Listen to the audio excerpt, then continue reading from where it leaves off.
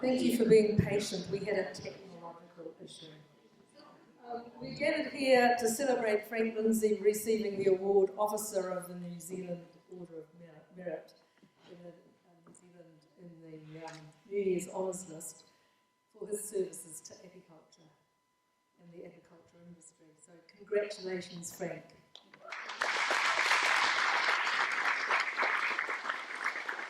So with us tonight we have a number of people from out of town. We have some people who are zooming in from overseas, and so welcome to you all, and thank you to all the past committee members and vice presidents who managed to get here tonight.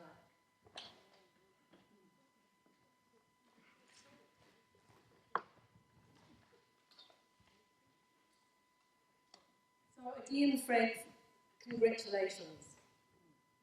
Speaking on behalf of the Wellington Beekeepers Association, I want to take this opportunity to offer my heartfelt thanks to you, Frank, for your dedication, expertise and contributions that have significantly impacted us locally and internationally.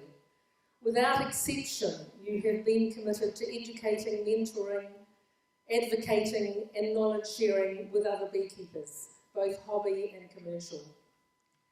Your commitment has led you to being highly respected in our beekeeping community and to you contributing to the success and reputation of New Zealand's apiculture industry. So in my President's Notes in the newsletter that's just gone out, I've put down a list of all the things that Frank has contributed to, and I'm not going to repeat them now. When reflecting on your contribution, there are two questions that come to mind. What does it mean to be a beekeeper in the wild? And what does think global, act local mean for beekeepers? So for the first question, in November last year I attended an anthropology conference. It was hosted by the anthropology department at Otago University, where one of the panels was called Anthropologists in the Wild. And my career as an anthropologist means that I fall into that category. In other words, even if I follow the discipline of anthropology, most of my career has not been in the university or in an anthropology department. And as I was reflecting on the presentations in this panel, I was reminded of the statements in a number of the letters supporting your nomination for the position, Officer of the New Zealand Order of Merit. They're summed up by Professor Phil Lester in his letter of support when he says, in recognition of his long and substantial contribution, Frank has received honours and life memberships from the apiculture industry. He was made a life member of the Wellington Beekeepers Association in 1987. He was made a Southern North Island branch life member in 2001 and received a life membership of the National Beekeepers Association of New Zealand in 2004. He is a frequent speaker at conferences and workshops. These have included as a keynote speaker at the 66th Entomology Society of New Zealand Conference in Wellington in 2017. It's rare for someone outside of the mainstream research and science environment to be recognised by the award of a keynote speech, but it is indicative of the broad and valued contribution that Frank has made. For outside the mainstream research and science environment, you can read in the wild. My point is that as a beekeeper working in the wild over the years, you have done something a bit more than just make a contribution, either a contribution to beekeeping practices or the agriculture industry. In my view, you have created what could potentially be described as a discipline of beekeeping. You have achieved this by interacting with all of us. Beginner beekeepers, hobby and commercial beekeepers, beekeeping clubs and organisations, regulatory bodies, government departments and the public. And on the basis of these interactions, you have regularly published accounts that are accessible to all of us. And these accounts have been about our beekeeping world and how we work together in it, both internationally and locally. Which brings me to the second question. What does think global, act local mean for beekeepers? For me, you are the embodiment of a beekeeper who thinks globally and acts locally. When creating what I am calling the discipline of beekeeping, you have drawn on global knowledge of beekeeping and apiculture. At the same time, you have encouraged each of your disciples, that's us, to act on the basis of our local experience. In 2021, Food and Agriculture Organization of the United Nations, NZSLT, Apimondia, and the Chinese organisation CAAS published guideline number 25 entitled Good Beekeeping Practices for Sustainable Apiculture. It is a comprehensive document and worth being a reference for anyone wishing to understand what a beekeeper thinking globally might want to know. The thing is, Frank, that it's easier for those of us who see you as our mentor to just direct our questions to you. Because the likelihood of you knowing is very high. As Phil Lester noted, you value research very highly and have assisted on numerous occasions to ensure research on bees and beekeeping is of the highest quality. At the same time, many of us have experienced what Dr. Lou Gallagher wrote in her letter of support. When a new person wonders out loud why the bees do something different to what's written in the book, Frank says, "Didn't you know the bees don't read the books?" He puts a great deal of time, she says, into preparing his talks, demonstrating with photos and videos he's taken, and sharing other people's research. He will stay and talk until the last person leaves. This brings me to explore what it means for a beekeeper in the Wellington region to act locally. The phrase think globally, act locally was introduced in the early 1970s to encourage environmentalists to consider how environmental science impacts local ecologies and how action for environmental protection could be taken locally. Frank, many of us see you as our mentor, but you have not taught us to follow you blindly or global thinking blindly, but rather to be vigilant in our observation of the relationship that the bees we keep and the relationship they have with the environment within which we keep them. So you've taught us that we have to look at our bees and their place in the environment. So when John Burnett said to me the other day that the honey flow in Wellington Central had pretty much finished, I went straight to my bees in the Akatarua Valley, and sure enough, we still have a honey flow led by wildflowers, buttercups, dandelions, yarrow and clover. Walking outside in bare feet is sure to get you a bee sting. With the very local weird weather we've experienced lately, we really do need to let the bees take the lead, which is something you have taught us to do. When I check my bees at the beginning of December, for instance, they look like they do at the beginning of November. And instead of extracting honey the week before Christmas, I did it at the end of January. But having you as a mentor, Frank, meant that I knew I had to follow the bees. And I knew what they looked like in November and December. And I was confident about following them. When I think about your contribution, Frank, it seems to me it is more than how to practice beekeeping well and be knowledgeable about apiculture. It's about understanding the world we live in from the bee's perspective, a discipline. So at our place, another instance.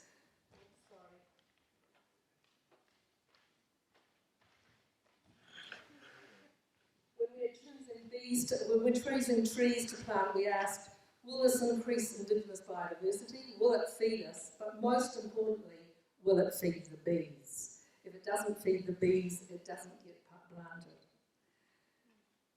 To finish, reading through the letters of support, anyone would have to be hugely impressed by the breadth and depth of your life's work with bees. It seemed certain that the letters were comprehensive in their cover. You can imagine my surprise then when in January, as president of WBA, I received the following email from Dr. Thorsten Stanley. He is a senior lecturer and paediatrician at Wellington Hospital, and I'm going to read out his letter.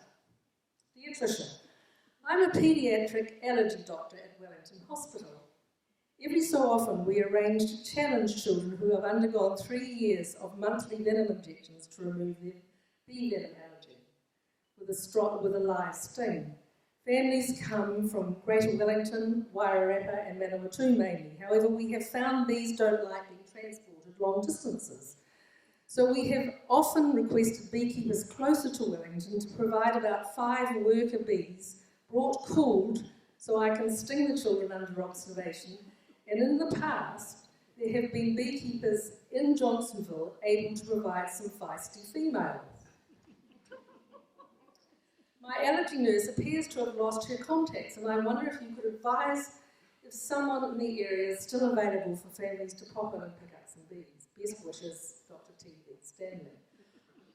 I spoke to Dr. Stanley on the phone to get some information about how this process worked in the past, and I couldn't keep the smile out of my voice, and he asked me what was funny. So I told him about how you have been awarded the position as officer of the New Zealand Order of Merit, that we didn't know you and Marianne had been providing bees to the paediatric allergy doctor at the hospital, and he asked me to pass on his congratulations. So Frank and Marianne, can we expect any more surprises? Finally, let me again extend WBA's thanks to James Wellington for persevering with the request for Frank's award, and to the extensive list of people, both local and international, who wrote supporting letters.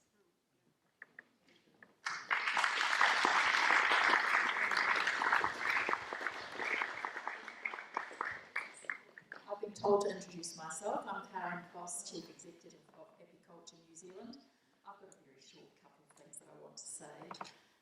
When I started about 7 years ago, and I was told that I had to meet the people from the Publications Committee of the New Zealand Beekeeper Journal, and 2 very important people who were going to be at that meeting, Frank and Marianne. And I always do a bit of research when I meet new people, just being a little bit careful. So I asked a few people, what's this guy like, or what's this couple like? Beekeeper, guru, fountain of all knowledge, knows anything and everything about bees, beekeeping, he's your man. So I thought that was a really good start, and he was exactly that. Another occasion too, I think you probably won't remember, but I know in my first sort of couple of months they said, come along to a beekeeping club, have a listen, see what you think you might want to do, take the hobby yourself. And I sat in and Frank started talking, and I'll be honest, he put me off beekeeping almost for life. Just the realisation about what it takes to be a beekeeper was a really good message, Frank, and I want to thank you for that, because I've always been able to stand up and say to people, no, I don't keep bees, I will one day, but I said I've been told by an expert that you really have to put a lot of work and attention, and I just don't have the time. So I just want to thank you very much for all your efforts. From the Apiculture New Zealand, being in charge of the Beekeeper Journal and writing articles for 22 years. I mean, how do you keep fresh, How do you keep topics fresh? And honestly, people still ask, have you got access to Frank's articles? And so that really is a testament of your ability as an educator. But, the thing about Frank, he's very good, he can just explain things so easily and simply to people. And I also like the fact that he always tells me exactly what he thinks, and if he doesn't like something, I will know very quickly. And I actually do appreciate that Frank talking. So look, his About the Apiary has become sort of compulsory reading, and like I said, I get a lot of people still asking for copies of Frank's contributions, and it's also a real pleasure. I just want to acknowledge also Marianne, and I think, you know, it is an award for one person and it's a great award, but it's a team, and I have always appreciated the pair of them. I do see them as Frank and Marianne, and I know that Frank, you're the beekeeper, but you've got a sidekick who's pretty awesome as well, and so I just want to acknowledge that. But like to think that you'll be here for another 20 years telling us exactly how to run things and the best practice. But Nathan Guy, my chair, and our board just has asked me to pass on their thanks for your contribution and congratulations. And yeah, thank you for allowing me to say a few words. Thank you.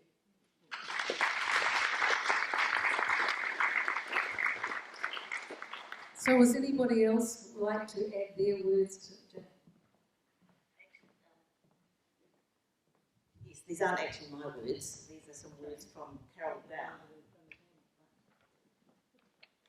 Carol Downer from the Auckland Beekeepers Club, and there was something there for you both.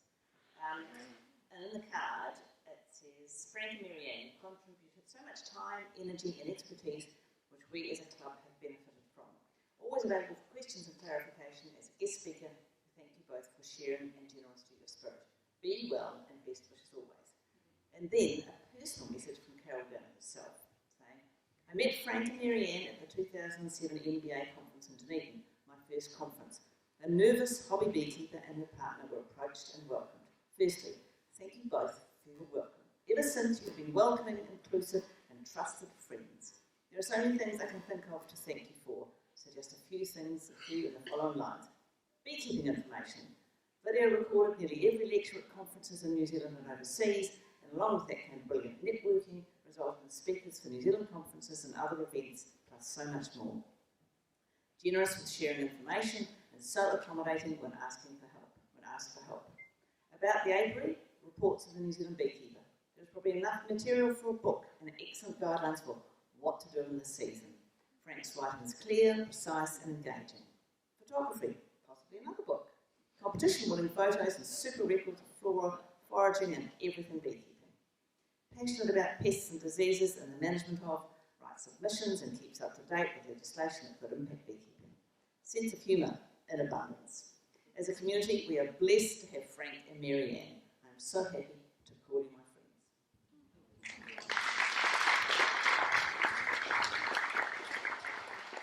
Anybody else like to say something from the floor?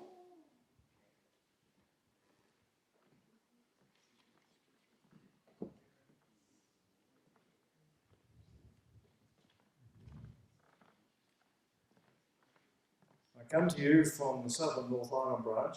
For those that don't know me, I'm Neil Farrer. I'm also a life member of former MBA, as is His Majesty sitting here, and Her Majesty next door. A very, very valued couple as far as we are concerned from Southern North Island. Our biggest problem in our meetings is to trying to keep Frank focused on the subject we're trying to cover. He knows so much, he trots off and says, oh, what about this and what about that? And, oh, have you thought about this? And then we steer him back to what we're supposed to be talking about. But we love the man. He does a great job, and with Marianne in particular. We go back a long way together. If we think back of the old MBA days, they weren't all bad, some of them were good. Frank and I were on the original PMS committee, all about foul brood. We did such a good job, we got fired. And we had a lot of fun. There's a huge amount of history that Frank has given and contributed to all of us here, and especially the Southern North Island branch. And I want to take this opportunity on behalf of us at Southern North Island, Frank, to say thank you very much. And to Marianne, because this is a team effort. Thank you. Before we ask Frank to reply, we have some bow for you, Marianne.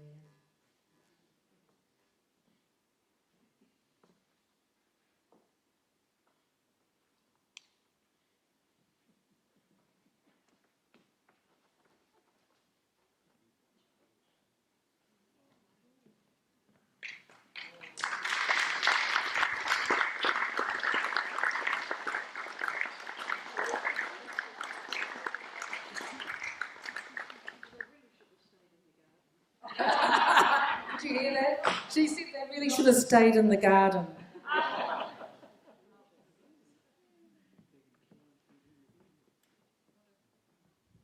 Thank you very much. After 50, nearly 56 years, he's not going to change.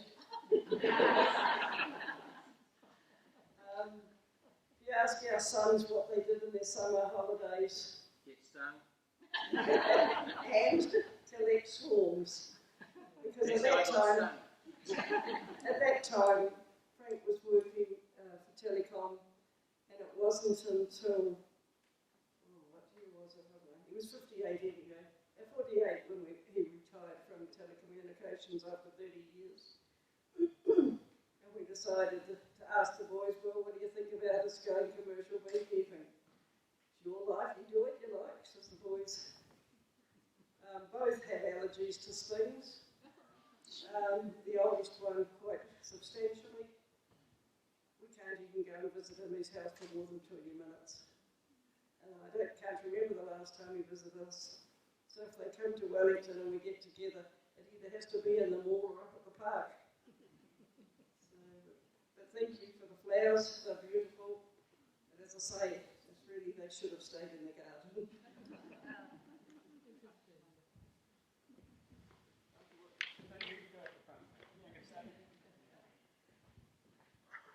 I've been sacked twice.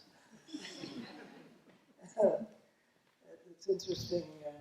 We set up the first PMS in the boat for the hive levy and all that sort of thing. It was mainly, we were just a committee. It was led by the executive course.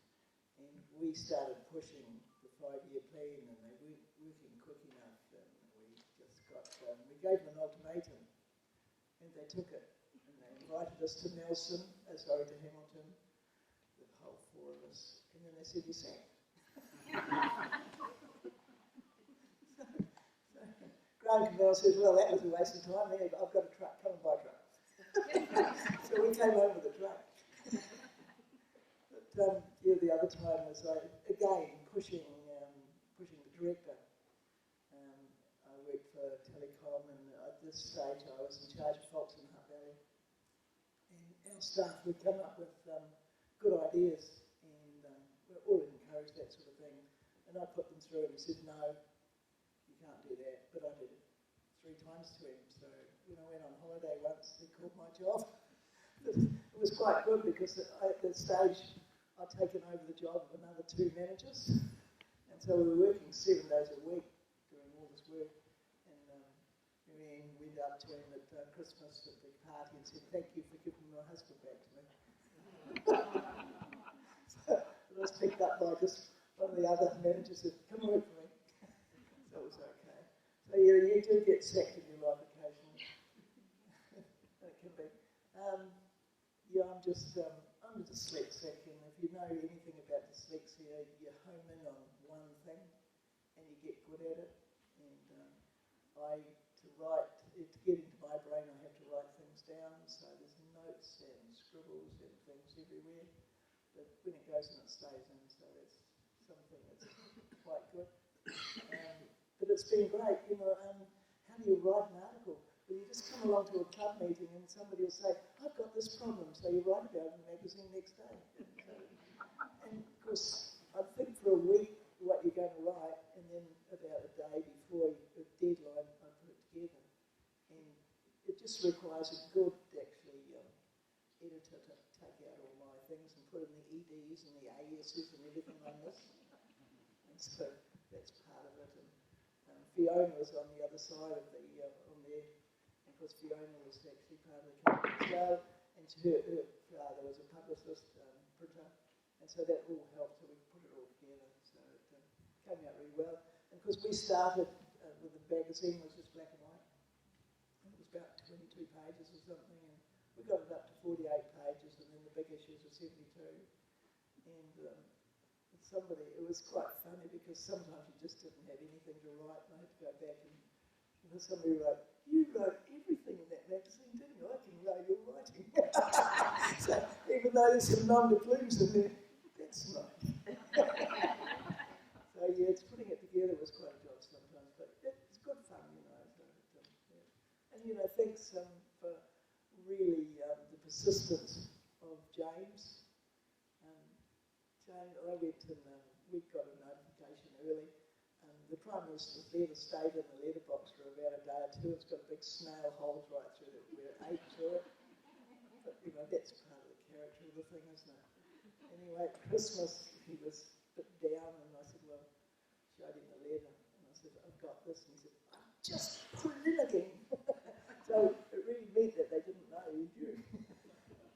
So anyway, James's persistence over, what was it, 8 applications or something? So it's, But I don't, they said it takes about 18 months anyway, so it's taken a wee while. And maybe they needed more letters from overseas. But anyway, thanks everybody, and thanks anybody looking in. It's been fun, and beekeeping is fun. And we're still learning, and you just keep learning. There's still hundreds of people. I think there's about 72 graduate students from Florida University studying bees.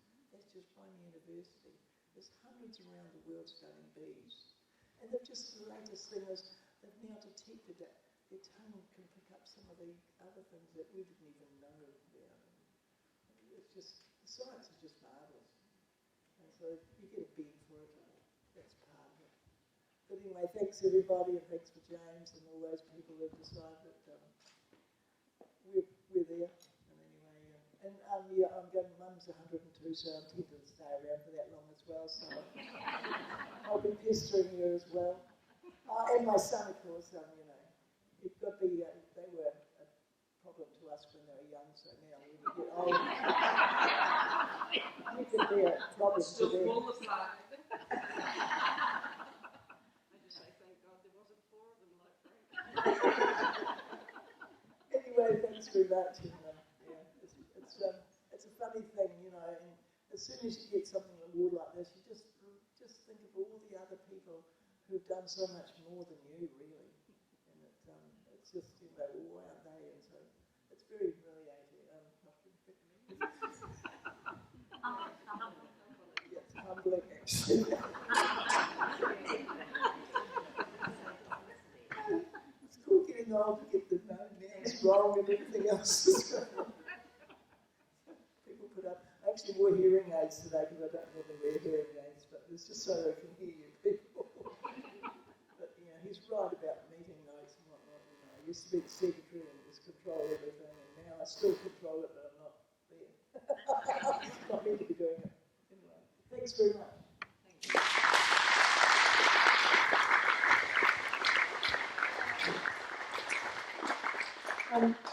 So now I'm going to ask you and Marianne to come over here and cut the cake. And we've made a cake that's for you and anybody else who needs to eat vegan and dairy free. And the cupcakes that go with it are just ordinary, so anybody can eat them.